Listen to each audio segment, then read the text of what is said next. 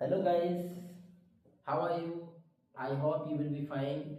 My name is Amjad Ali and you are watching my study channel Be the Best. Guys, आज से मैं एक series की शुरुआत कर रहा हूँ।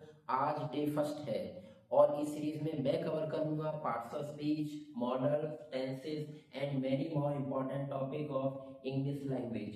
ओके गाइस, और इस सीरीज को हम स्टार्ट करेंगे एकदम अल्फाबेट से। तो गाइस बिल्कुल भी मिस ना करें, यह सीरीज सभी के लिए इक्वली इंपॉर्टेंट है। अगर आप कंपटीशन की तैयारी कर रहे हैं तो आपके लिए भी इम्पोर्टेंट है। यदि आप इंग्लिश स्पीकिंग करना चाहते हैं तब भी आपके लिए इम्पोर्टेंट है। और अगर आप बिल्कुल बिगिनिंग से स्टार्ट कर रहे हैं, बिल्कुल शुरुआत से इसको सीखना चाह रहे हैं इंग्लिश लैंग्वेज को, तब भी आपके लिए इक्वली इंपॉर्टेंट है। तो गाइस बिल्कुल भी इसको मिस ना करें। इसमें जितने भी हमारे वीडियोस हमारे द्वारा बनाए जाए इनको सभी को वॉच करें। और एक चीज और आप प्रॉमिस करें कि आप वीडियो को शुरू से अंत तक देखेंगे। तो आइए गाइस, हम जैसे कि बता रहे हैं कि एक चीज और मैं प्रॉमिस कर देता हूं अपने यहीं आपके कैमरे के सामने ही, कि मैं इस सीरीज को अल्फाबेट से स्टार्ट करूंगा। और अल्फाबेट से स्टार्ट करके मैं अपनी इस जर्नी को, यानी इस वीडियोस की बनाने की जर्नी को या अपनी सीरीज की जर्नी को मैं ले आऊंगा अपने 4 पिलर तक। मैं यानी कि आपकी आपकी लैंग्वेज में मैं ये 4 पिलर भी कवर करूंगा। वो इंग्लिश के 4 पिलर कौन से हैं जो सभी के लिए वेरी वेरी इंपॉर्टेंट हैं। वो 4 पिलर यानी 4 स्किल्स वो बहुत जरूरी हैं। वो कौन कौन से होते हैं? वो होते हैं LSRW। LSRW का मीनिंग क्या है? L फॉर होता है लिसनिंग। L फॉर क्या होगा guys? Listening. Next S for speaking. S for speaking होगा। R for reading. नेक्स्ट होता है R फॉर रीडिंग। और W फॉर होगा राइटिंग। तो ये 4 स्किल्स बहुत ही कंपलसरी हैं सभी को। अगर आप एक लैंग्वेज सीख रहे हैं तो ये 4 स्किल कंप्लीट होने ही चाहिए। ठीक है, तो गाइस जैसे कि मैंने आपसे प्रॉमिस किया है कि मैं वीडियो को एकदम स्टार्टिंग से शुरू करूंगा और स्टार्टिंग से शुरू करके मैं इसमें कवर करूंगा ये भी आपके यानी कि ये 4 स्किल्स ये कवर किए जाएंगे। तो गाइस बिल्कुल भी आप जो है टेंशन ना लें इंग्लिश की, कि आपको इंग्लिश बिल्कुल शुरू से और एकदम मस्त तरीके से पढ़ाई जाएगी। बिल्कुल भी गाइस टेंशन ना लीजिए। आज से ही वीडियो को वॉच करना शुरू करें, लाइक करें, कमेंट्स करें। अगर वीडियो में कुछ इम्प्रूव चाहते हैं तब भी कमेंट्स करें, क्योंकि आज डे फर्स्ट है, कोई इसमें मिस्टेक भी हो सकती है। तो I will try my best, sorry I will try my best to improve my mistakes. मैं अपनी मिस्टेक्स को इम्प्रूव करूंगा। और अगर इसमें कोई मिस्टेक अगर रह जाती है तो ओके गाइस, तो हम चलते हैं अपने बिल्कुल स्टार्टिंग से अपने वीडियो की ओर, जो कि स्टार्ट करेंगे हम अल्फाबेट से जैसे कि आपसे प्रॉमिस किया है। तो सबसे पहले हम बात कर लेते हैं टोटल लेटर्स की, यानी कि हमारी वर्णमाला में यानी कि अल्फाबेट्स में टोटल लेटर्स गाइस कितने होते हैं? तो कितने होते हैं गाइस? 26 होते हैं। There are 26 letters in English alphabet. English alphabet में 26 लेटर्स होते हैं। लेटर के माने अक्षर होता है, टोटल माने सारे, यानी कि सारे अक्षर कितने होते हैं? 26 होते हैं। We know very well that there are 26 letters in English alphabet. तो फर्स्ट जो इसका पार्ट होता है, यानी इन लेटर्स को 2 पार्ट में डिवाइड किया जाता है। These letters have been divided into 2 parts. ये 2 पार्ट में डिवाइड किए जाएंगे। जो फर्स्ट पार्ट है वो वाउल का है। किसका है गाइस? वाउल्स का है। तो वाउल्स होते कितने हैं काउंटिंग में? 5 होंगे। कौन कौन से होते हैं? वो होते हैं ए, ई, आई, ओ, यू। ये हमारे 5 वाउल्स होते हैं। अब ये 5 जो वाउल होते हैं इनकी जो साउंड होती है इन्हीं की भी बात कर लेते हैं। जैसे कि वाउल साउंड आपको बताए गए हैं 5 होते हैं, लेकिन वाउल साउंड ध्यान रखिएगा, वाउल साउंड 5 नहीं होती है। ठीक है, वेरी इंपॉर्टेंट है। वाउल साउंड 5 नहीं होंगी बल्कि वाउल साउंड 20 होगी। ये नोट करके रखिएगा, वेरी इंपॉर्टेंट है। अब नेक्स्ट जिसका जो फर्स्ट पार्ट है वो वाउल का है या वाउल है, और जो सेकंड पार्ट है गाइस वो है कॉन्सोनेंट। क्या होता है? कॉन्सोनेंट्स होता है। तो कॉन्सोनेंट्स कितने होते हैं गाइस? 21 होते हैं। और 21 में कौन कौन से होंगे? B, C, D, F dot dot Z तक। यानी जेड तक ले जाएंगे इसको या बिल्कुल लास्ट कर देंगे।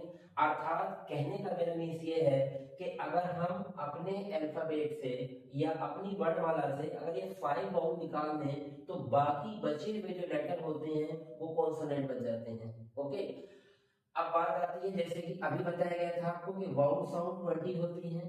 ओके, तो कॉन्सोनेंट साउंड कितनी होती हैं? फिर अब यहाँ क्वेश्चन उठता है या यहाँ क्वेश्चन बनता है, तो जो कॉन्सोनेंट साउंड्स होती हैं गाइस, कॉन्सोनेंट साउंड, जो कॉन्सोनेंट साउंड होती हैं वो कितनी होती हैं? वो 24 होंगी। इसको भी आपको नोट करके रखना है गाइस, ये वेरी इंपॉर्टेंट है। अभी देखिएगा आपको, या आपने देखा भी होगा क्योंकि बहुत कंपटीशन की तैयारी भी करते रहते हैं आप, कई कंपटीशन आपके लगे रहते हैं, तो इसमें अभी एक उत्तर प्रदेश में यानी 2019 में, अभी नहीं 2019 में एक परीक्षा हुई थी सुपर टेट की।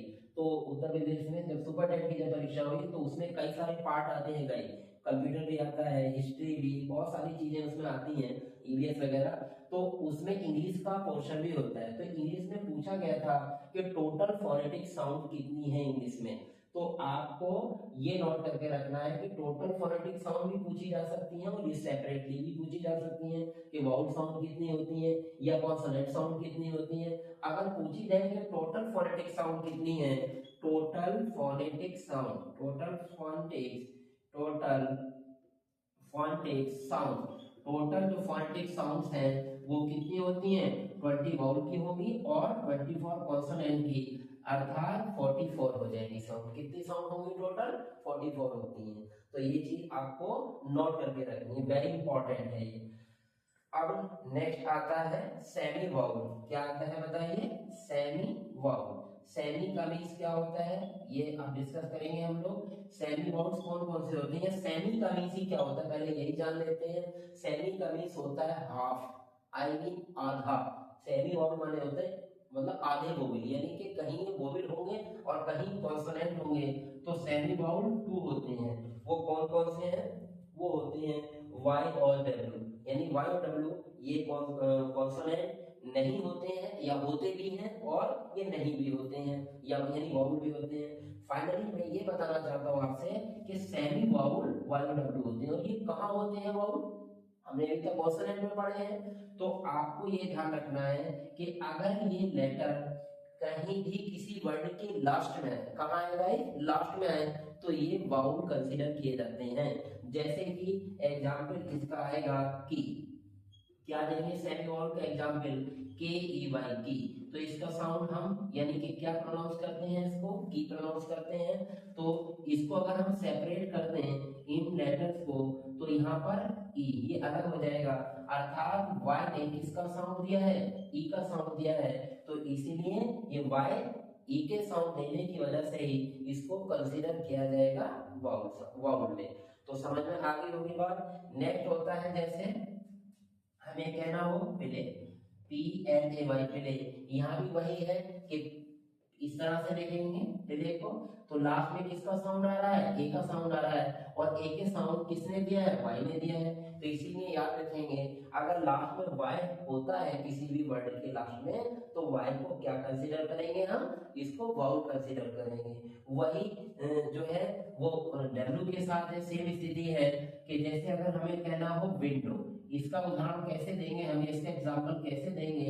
विंडो, विंडो बहुत ही खूबसूरत उदाहरण है इसको समझने का कि शुरू वाला जो वर्ड है, स्टार्टिंग वाला जो लेटर है, सॉरी लेटर है, और ये लास्ट वाला भी डब्ल्यू लेटर है, दोनों लेटर ये दोनों सेम है। और इसमें जो फर्स्ट है यानी जो फर्स्ट डब्ल्यू है ये किसका साउंड दे रहा है? ये कॉन्सोनेंट है, और लास्ट वाला जो डब्ल्यू है ये वाउल में आएगा। तो याद रखेंगे इसी तरह से। क्यों? इसे हम कहते हैं विंडो। क्या कहते हैं इसको? विंडो कहेंगे। अर्थात ये साउंड किसका आया? ओ का। ओ का साउंड इस डब्ल्यू में ही आया है। तो इसका मतलब ये है कि वाई और डब्ल्यू अगर लास्ट में इसी तरह अगर किसी वर्ड के लास्ट में पाए जाएंगे तो गाइस इन्हें क्या कहेंगे? हम इन्हें वाउल कहेंगे। तो ये आपको याद रखना है कि सेमी वाउल कितने होते हैं? वाई और डब्ल्यू होते हैं। कहाँ वाउल होंगे? तो ये किसी भी वर्ड के लास्ट में होंगे। और अगर कोई वर्ड इनसे स्टार्ट होता है वाई और डब्ल्यू से तो ये कॉन्सोनेंट होंगे। आपको ये बात ध्यान रखनी है। ओके गाइस, तो ये इसको आप नोट कर सकते हैं और इसको जो है स्क्रीनशॉट ले सकते हैं। ये तो आपको पता ही है, जैसे अगर रिमूव भी हो गया है तो कोई बात नहीं है कि वाउल हमारे 5 होते हैं, ए ई आई ओ यू। तो इसका मैं आपसे एक सजेशन दूंगा, सजेशन मेरा ये है कि आप अपना एक पर्सनल नोट्स बनाएं और पर्सनल नोट्स में सारी चीजें नोट करके रखें कि भाई आगे जो है इसको रिवीजन किया जा सके और इसको आगे कंपटीशन में कहीं भी इस नॉलेज में काम आपके आ जाएगी, कहीं भी इसको हम काम में ले सकते हैं, तो वेरी इंपॉर्टेंट है। तो अब आगे इसी क्रम में हम आगे बढ़ते हैं। अब नेक्स्ट आता है साउंड्स ऑफ लेटर्स। क्या आता है? Sound of letter. Sound of letter, अगर हम लेटर की साउंड जानेंगे गाइस तो तभी तो हम किसी का नाम लिख सकते हैं। हम नाम की ओर चल रहे हैं कि कैसे नाम लिख सकते हैं, तो हम देखेंगे जैसे ए की साउंड क्या होती है? आ भी होती है और ए भी होती है। नेक्स्ट होता है बी की साउंड बा होगी, सी की साउंड से भी होती है और कै भी होती है। नेक्स्ट होता है डी की साउंड द होती है और ड भी होती है। नेक्स्ट होगा ई की साउंड क्या होती है? ई होती है। ई की साउंड होती है वो ए होती है। क्या होती है? ई की साउंड ए होती है। और ये अक्सर याद रखिएगा कि जितने भी हमारे बाउल होते हैं ये मात्राओं के लिए यूज किए जाते हैं। किसके लिए यूज किए जाते हैं गाइस? मात्राओं के लिए यूज किए जाते हैं। ऐसे ही इसकी जो मात्रा है वो हम क्या लिख सकते हैं? इस आ की मात्रा ये लिखेंगे। ये हम इंग्लिश का प्रोनाउंसिएशन के लिए लिखते हैं। जैसे ए डबल पी एल क्या लिखेंगे? एप्पल, यानी ए से लिखेंगे, यानी कि इसको प्रोनाउंस करेंगे ए से। तो अब नेक्स्ट आता है हमारा डी ई एप किसका साउंड देता है? फा का। जी किसका साउंड देगा? जे का। और नेक्स्ट है एच किसका साउंड देता है गाइस? हा का, यानी है का साउंड देता है। नेक्स्ट आता है आई किसका साउंड देता है बताइए? आई साउंड देता है ई का। और ई की मात्रा क्या होगी? ये होगी। नेक्स्ट है आई जे किसका साउंड देता है? जे का, यानी कि कै साउंड देगा? के का। एल किसका साउंड देगा? ला का। एम किसका साउंड देगा? मे। और एन किसका साउंड देता है? ने का। ओ किसका साउंड देगा? ओ का। और इसकी मात्रा क्या आ जाएगी? ये हमारा वाउल है तो ये मात्रा होगी। नेक्स्ट आएगा पी किसका साउंड देता है? पे का साउंड देता है। नेक्स्ट पी के बाद क्यू आता है, क्यू साउंड देता है कै का। किसका साउंड देता है? कै। लेकिन ये बिंदे वाला आएगा। जैसे हमें किसी को लिखना है कादिर तो क्यू से लिखेंगे, ठीक है? तो ये बजिंग के लिए आता है। अगर हम किसी साउंड को बजिंग करके निकालने से कादिर है ना, तो बज कर रही है हमारी साउंड यहाँ हमारे थ्रोट से, तो इसको याद रखेंगे तो उसको क्यू से लिखते हैं, ठीक है? नेक्स्ट आता है क्यू आर किसका साउंड देता है? रा का, यानी कि रे का साउंड देगा। एस किसका साउंड देगा गाइस? सा का। टी किसका साउंड देगा बताइए? टी साउंड देगा। टे का साउंड भी देता है और टे का साउंड भी देता है। टी के बाद यू आएगा। यू साउंड किसका देता है? ये का साउंड देगा, सॉरी ये का साउंड नहीं बल्कि ये ऊ का साउंड देता है। और इसकी मात्रा आपके ये भी साउंड देता है, यानी कि ये इसकी मात्रा है, इसके लिए भी यूज कर सकते हैं ऊ को। नेक्स्ट आता है वी किसका साउंड देगा बताइए? वे का। नेक्स्ट आता है डब्ल्यू भी वे का साउंड देता है। और एक्स, डब्ल्यू के बाद एक्स आएगा। एक्स किसका साउंड देगा? आधा के और से, यानी कि हाफ के और से का साउंड देगा। वाई किसका साउंड देता है? ये का। और जेड किसका साउंड देता है? जे का।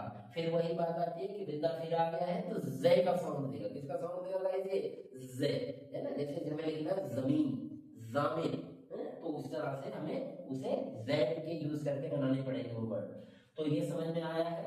हमारे ये जो साउंड है इनको आपको याद रखना है कि ये जो साउंड देते हैं, प्रोनाउंसिएशन देते हैं, तो वो इनका ये होता है जो आपके सामने अभी लिखे हुए हैं। तो इसको नोट करके रखिएगा और आप जो है इसको नोट कर लें या स्क्रीनशॉट ले लें। स्क्रीनशॉट ले लेंगे तो ज्यादा बेटर रहेगा कि बाद में इसका नोट्स बनाया जा सकता है। ओके गाइस, चलिए अब आगे चलते हैं। अब हम बताते हैं कि कुछ हमारे जो लेटर है डबल होने के बाद कुछ साउंड भी देते हैं। डबल का क्या मतलब? एच साउंड से है। अगर एच कुछ हमारे लेटर में मिल जाता है तो उसका साउंड चेंज हो जाता है, ये नहीं रहता है। तो क्या साउंड होगा? जैसे बी एच, क्या होगा? बी और एच, बी एच मिलके क्या बनता है बताइए? भै, यानी भै की साउंड होती है। उसी तरह से सी सी एच मिलके क्या साउंड होता है, चा का साउंड होगा। नेक्स्ट आता है C double H, C double H किसका साउंड देता है, छ का। नेक्स्ट आता है डी एच, डी एच किसका साउंड देता है, ध का साउंड देता है, सॉरी ध का हो गया है, ये ध ऐसे लिखा जाता है, हिंदी में थोड़ी प्रॉब्लम हो जाती है कभी कभी गाइस। नेक्स्ट आ जाता है, नेक्स्ट होता है जैसे जी और एच, जी एच मिलके घ का साउंड देता है, घ, यानी जैसे घ भरी होती है उसी तरह का साउंड है। उसके बाद आएगा हमारा के एच, के एच किसका साउंड देता है, खा का। नेक्स्ट होता है, नेक्स्ट आएगा जे एच, जे एच किसका साउंड देता है, झा का। नेक्स्ट आता है एस एच, एस एच किसका साउंड देता है, शा का। और टी एच, टी एच किसका साउंड देता है गाइस, था का। इसी तरह से आपको ये याद रखना है, ठीक है गाइस। और एक और भी है, और भी एक दो है, जैसे एस के एस एच, के एस एच ये किसका साउंड देता है, छा का साउंड देता है। और जी वाई, जी वाई किसका साउंड देता है, गे का साउंड देता है। जैसे गे से ज्ञानी अगर आपको लिखना है या ज्ञान लिखना है या किसी का नाम ज्ञान सिंह लिखना है तो इसी तरह से लिखा जाएगा जी वाई करके। और हमें लिखना है त्रै का तो टी आर मिलके त्रै वाला साउंड होता है। तो आपके ये डबल जो लेटर मिलके जो साउंड देते हैं वो ये आ गए हैं। ओके गाइस, तो इसको आपको याद रखना है। नेक्स्ट अब हम चलते हैं कि how to write our name, हम अपना नाम कैसे लिखेंगे इनका यूज करके। इसको नोट करके रखिएगा, स्क्रीनशॉट ले लीजिएगा और या फिर इसमें बाद में इसको प्ले कर लीजिएगा, इसको फिर बाद में नोट कर सकते हैं। जिसको मैं रिमूव कर रहा हूँ। देखिए how to write our name from Hindi into English, Hindi से हम इंग्लिश में नाम कैसे लिखेंगे गाइस, इसी चीज को अब हम देखते हैं। तो कैसे लिखते हैं, देखिए फर्स्ट जो रूल होता है इसका वो ये होता है कि जिस नाम में कोई भी मात्रा नहीं आती, जिस नाम में कोई भी मात्रा ना आती हो तो हम उसे बिना ए के नहीं लिख सकते। यानी कि जैसे ये लिखा है रमन, अब अगर मान लो रमन को लिखना है, इसको इंग्लिश में नाम लिखना है तो क्या बताइए कि इनके बीच में कोई मात्रा आई है, मात्रा नहीं है, इसीलिए इनके बीच बीच में ए यूज करना पड़ेगा, यानी ए लेटर यूज करना पड़ेगा। तो कैसे लिखेंगे हम, R A M A N. लेकिन ये भी याद रखें कि लास्ट में ए नहीं आएगा इन नामों में, तो रमन का ऐसे लिखा जाएगा। अर्थात जिन नामों में मात्रा नहीं आती है उनके बीच में ए का यूज करते हैं। अब हम रमन को ऐसे नहीं लिख सकते आर एम एन, क्या ऐसे लिख सकते हैं, नहीं लिख सकते, क्योंकि दिस विल बी रॉन्ग, ये रॉन्ग हो जाएगा, एंड दिस इज राइट, और ये राइट है। उसी तरह से अगर हमें लिखना है नाम चमन, तो चमन कैसे लिखेंगे गाइस, सी एच, यानी अभी देखिए सी एच को अभी जस्ट बताया गया था कि सी एच मिलके च का साउंड होता है, तो सी एच, अब इसमें भी कोई मात्रा नहीं है तो हम इसे ऐसे नहीं लिख सकते सी एच एम एन, ये हो गया चमन है, तो ऐसे नहीं लिख सकते, ये रॉन्ग कंसीडर होगा। तो हम कैसे लिखेंगे, C H A M A N, यानी इस तरह से लिखा जाएगा। अर्थात इनके बीच में हमें ए का जो फॉर्मेट है वो लिखना पड़ेगा, ए हमें इसमें लिखना होगा। तो समझ में आई है आपकी बात सभी की है। तो जैसे रमन है, चमन है, जैसे हमें लिखना मान लीजिए कमल, नेक्स्ट एग्जाम्पल अगर कमल का लें तो कमल पे तो कैसे लिखेंगे, हम राइट में लिख देते हैं, बार बार इसमें कट नहीं लगा रहे, तो के ए एम ए एन, इसी सीक्वेंस में नाम ऐसे लिखा जाएगा। तो आपकी समझ में आया होगा। तो बिना मात्रा वाले वर्डों में ए लगाकर हम ऐसे नाम लिख सकते हैं। नेक्स्ट आता है जिन नामों का हम संधि विच्छेद कर लेते हैं, यानी कि जिन नामों के दो सेपरेट हम पार्ट कर लेते हैं या जिनमें टू सिलेबल होते हैं, सिलेबल, तो हम उनमें उनके बीच में, यानी जहां पर उसको हमने मतलब प्लस किया है या सेपरेट किया है या संधि विच्छेद किया है वहां ए नहीं आएगा। बाकी हम कहीं भी लिखे, जैसे हमें लिखना है कानपुर, कानपुर को हमें लिखना है तो इसके दो साउंड है कानपुर, तो अब कानपुर को तो सीधा ऐसे लिख देंगे के एन, ये हो गया कान, और पुर को कैसे लिखेंगे, पी यू आर पुर।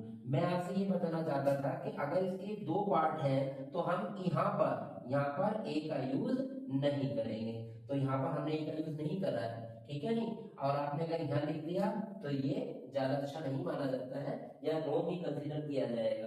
तो आपको ये ध्यान रखना है कि जिसके हम दो पार्ट करते हैं या दो पार्ट में नाम होता है तो उसे हम बीच में या संधि विच्छेद कर सकते हैं, उनके दो नामों को अलग अलग या दो पार्टों को अलग अलग, तो हम उसमें एक का यूज यहाँ नहीं करेंगे।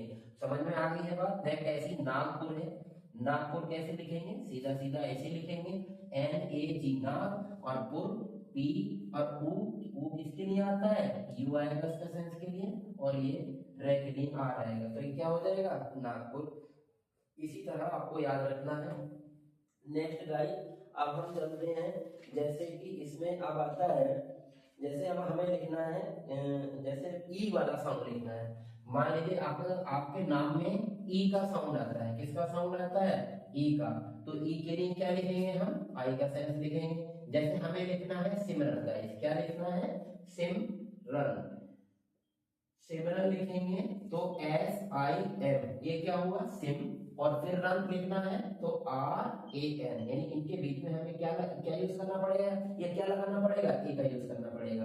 तो समझ में आया है सिमरन कैसे लिखा जाएगा, तो ई साउंड वाले ये आई का यूज करके हम नाम लिख सकते हैं। नेक्स्ट है, जैसे कि हमें लिखना है रीना, रीना, तो रीना को भी हम ऐसे करके लिख सकते हैं, RINA, रीना। अब देखिए ये जो आई होता है ये डबल ई का सेंस भी देता है, यानी कि जैसे हमें लिखना है गीता, गीता, यहाँ भी देखिए डबल ई मतलब बड़ी ई आया है, तो डबल ई करके भी लिखा जा सकता है इसको, ठीक है, ये भी राइट होगा। और इसको भी दो तरीके से लिखते हैं, GITA, ये भी गीता है, और अगर हम इसको ऐसे लिख देंगे GAATA, ये भी गीता होगा।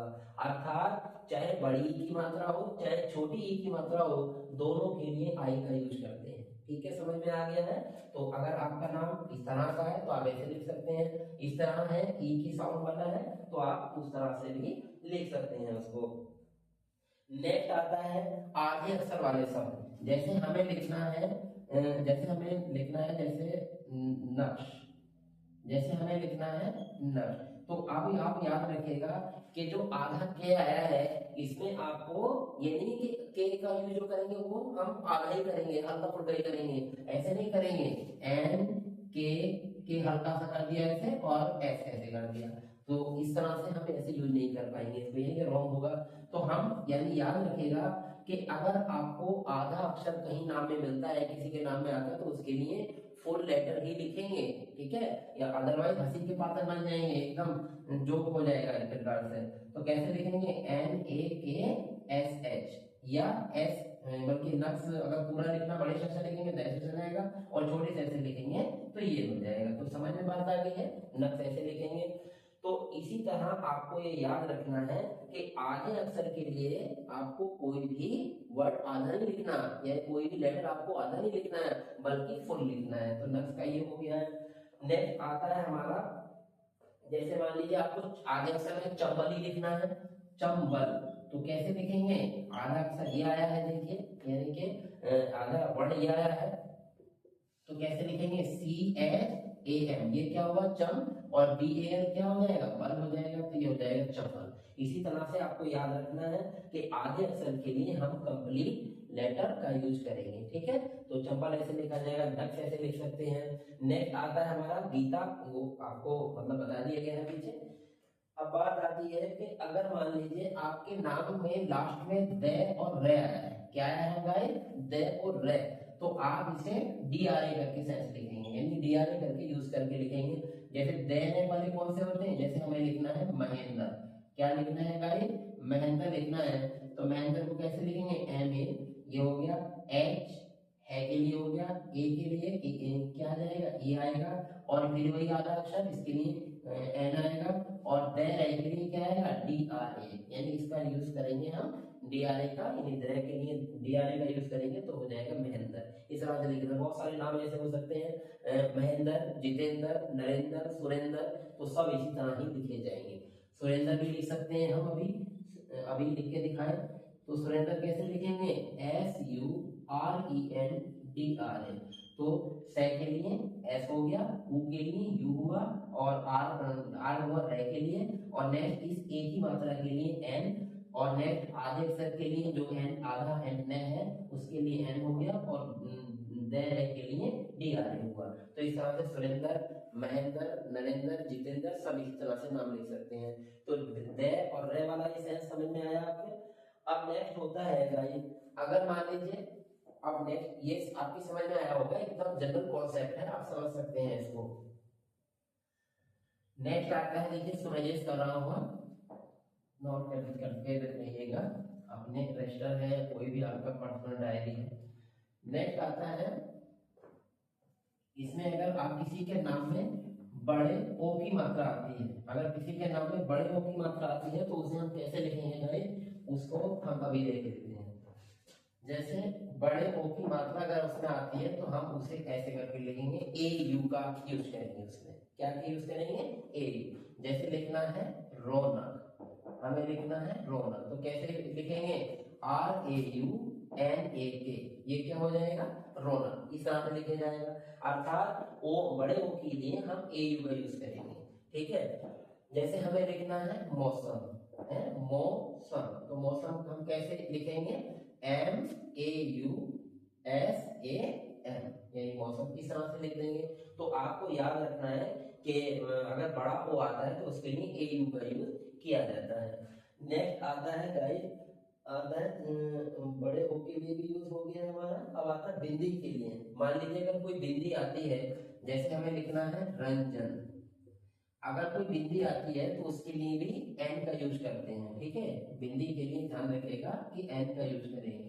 तो हम कैसे लिखेंगे रंजन को, आर ए एन, ये हो गया रन, और जन के लिए क्या यूज करेंगे, जे ए एन, जन। तो रंजन ऐसे लिखा जा सकता है।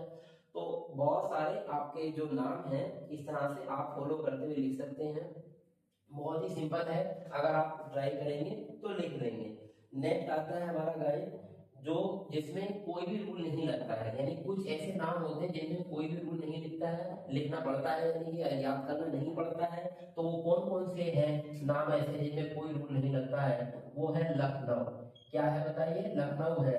तो लखनऊ को कैसे लिखते हैं, एल यू सी के और एन ओ डब्ल्यू, लखनऊ को ये लिखेंगे। इनमें कोई भी रूल नहीं लगा हुआ, कुछ चीजें याद भी रखनी होती हैं, यानी जैसे हैं एज इट इज उसको ऐसे ही हमें याद करना होता है, लखनऊ। तो फिर नेक्स्ट आता है हमारा मेरठ, इसी तरह में मेरठ आएगा। तो मेरठ में क्या आएगा, M double E R U T, Meerut. तो कुछ ऐसे के नाम हैं जिनमें हम कोई भी रूल फॉलो नहीं करते हैं, तो आप इस तरह से नाम लिख सकते हैं, ठीक है गाइस। तो इसमें अब आपको कुछ कमेंट्स में मैं आपको नाम लिख रहा हूँ, वो आपको कमेंट्स में बताने हैं। जैसे हमें नाम लिखना है रजनी, तो ये आपको कमेंट्स में लिखना है, ओके। कि इसका क्या होगा, मतलब इसका इंग्लिश में नाम कैसे लिखेंगे इसको।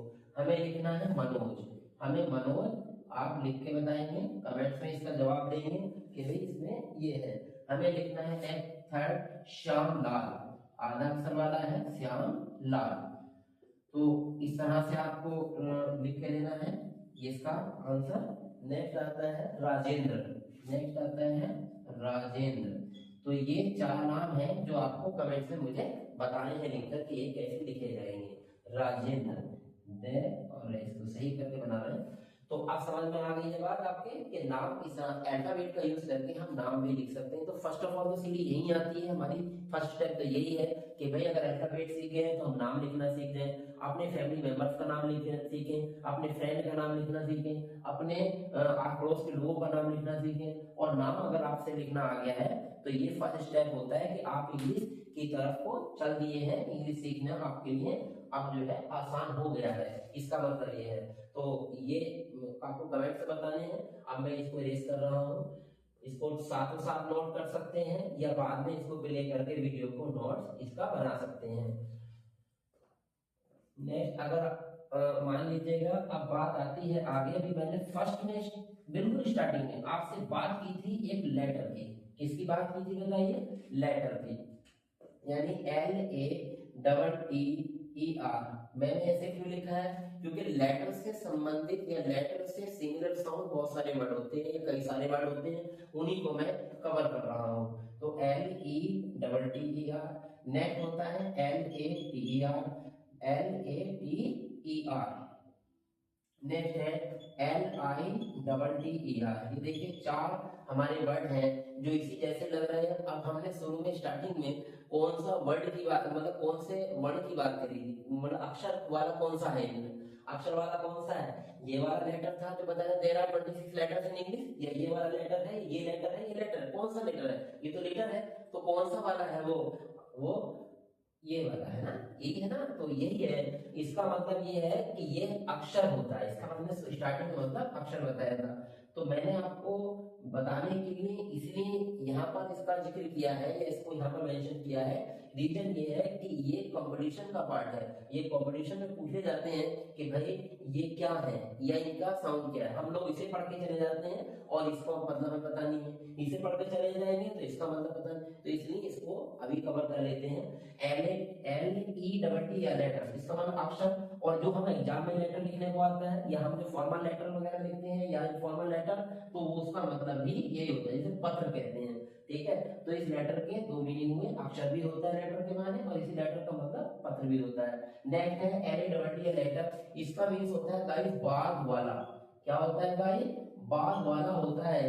बाद वाले से मेरा मतलब है कि अगर आपके पास दो मित्र आए हैं तो आप ये कह सकते हैं कि यार ये जो बाद वाला जो मित्र है ये बहुत अच्छा है, यानी कि the letter friend is very good for me, ये मेरे लिए बहुत अच्छा है।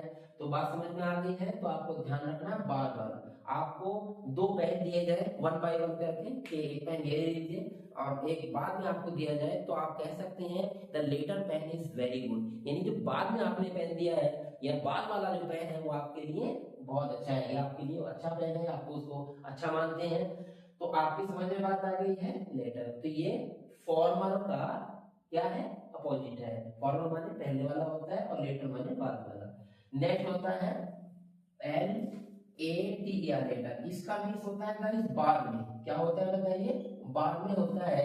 जैसे ये टाइम से रिलेटेड वर्ड है या ये लेट से मिलके बना है, इसे मानेंगे लेट। LAT लेट कहते हैं ना, मैं लेट हूँ या मैं लेट गया वहां पर, तो लेट लेट से ही मिलके बनता है लेटर। ये कंपैरेटिव फॉर्म है लेट की, तो लेट से लेटर मिला है। लेटर का मतलब होता है बाद में। जैसे हम कहेंगे कि भाई मैं आपसे बाद में बात करूंगा, I will call you later, I will see you later, है ना, जो ऐसे बोलते हैं लेटर। तो लेटर का मतलब वहां पर बाद में होता है, तो आपको याद रहेगा ये। अब नेक्स्ट आता है LITT या लीटर, इसे हम लीटर कहते हैं। लीटर ये दो मीनिंग है, ये एज ए कलेक्टिव नाउन भी यूज होता है, नाउन का भी चैप्टर हम आगे कवर करेंगे। तो लीटर लीटर का मतलब होता है कुत्ते के बच्चों का समूह, यानी कि इसे इंग्लिश में कहेंगे तो ग्रुप ऑफ पपीज। क्या कहेंगे इसको? Group of puppies, PUPPIES। तो क्या कहेंगे इसको? Group of puppies. का मतलब ये है कि जो पपीज होता है, यानी जो पपी होते हैं उनका जो ग्रुप होता है उसे लीटर कहते हैं, यानी कि कुत्ते के बच्चों का समूह होता है ये। नेक्स्ट होता है लीटर, इसी का दूसरा मीनिंग है, इसे हम कूड़े का ढेर भी कहते हैं। क्या कहते हैं? कूड़े का ढेर। तो इसको दो सेंस इसके भी आपको बताए गए। तो आपको ये लेटर से संबंधित जो कंफ्यूजन थी वो मैंने कोशिश की कि मैं आपको इसी वीडियो में ही कवर करूं। तो आप याद रखें कि ये चारों लेटर आप इसे नोट करके रखिएगा और ये एग्जाम में पूछ लिए जाते हैं, जो कि बहुत ही इंपॉर्टेंट है। देखिए अब आगे जो हम सीरीज बनाएंगे इसमें, तो इससे आगे नेक्स्ट चलेंगे। इस वीडियो में अगर कोई भी गलती हुई हो, अगर कोई भी इसमें करेक्शन आप चाहते हैं तो आप कमेंट में जरूर बताइएगा। देखिए मिलते हैं हम अगली वीडियो में। Till then take care, bye bye, thank you for giving me your important time, thank you.